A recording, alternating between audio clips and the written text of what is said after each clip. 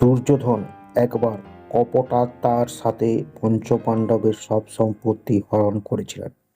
মহাবলীশালী পঞ্চপাণ্ডব দ্রৌপদীর সঙ্গে বনবাস করতে বাধ্য হলেন। নিজের পঞ্চপতির এই ক্লেশে দ্রৌপদীর খুবই কষ্ট হল। তিনি ক্ষুধা তৃষ্ণার এই নিদারুণ কষ্ট থেকে মুক্তির উদ্দেশ্যে কাশীতে একমনে ভগবান সূর্যের ধ্যান করতে লাগলেন।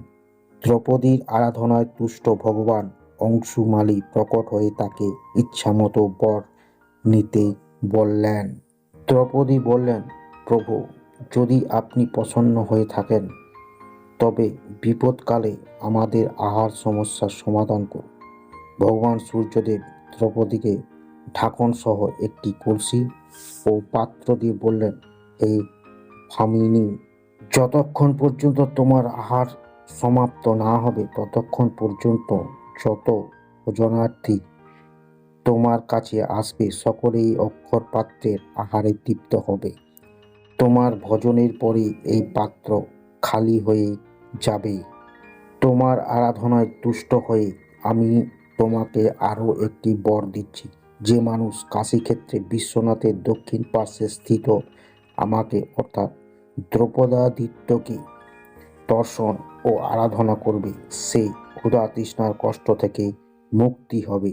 সমগ্র জীবন তার কখনো অন্নভাব হবে না।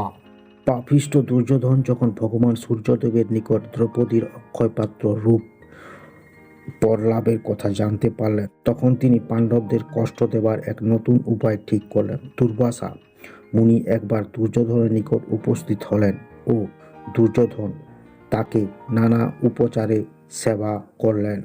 মুনি দুর্বাসা তখন প্রসন্ন হয়ে দুর্যোধনকে বর চাইতে বললেন।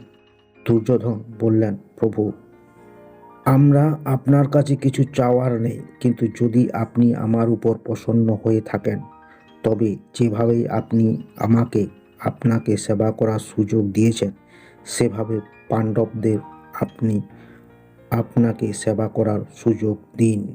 কিন্তু ভোজনের জন্য আপনি তখনই পাণ্ডবদের কাছে যাবেন যখন দ্রৌপদীর ভোজন শেষ হবে। ঋষি দুর্বাসা এবমস্ত বলে তার বিনতি স্বীকার করলেন।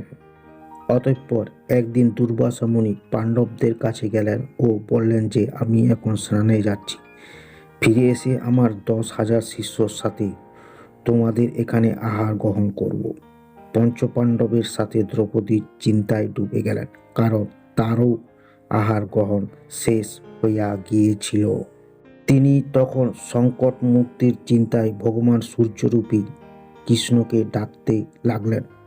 ভগবান শ্রীকৃষ্ণ তখন সময় মতো সেখানে পৌঁছে পাত্রের মধ্যে পড়ে থাকা শাকের একটি পাতা খেয়ে ত্রিলোকের তৃপ্তির দান করলেন। এইভাবে তিনি দুর্বাসা মুনির কোপ থেকে পাণ্ডবদের রক্ষা করেছিলেন।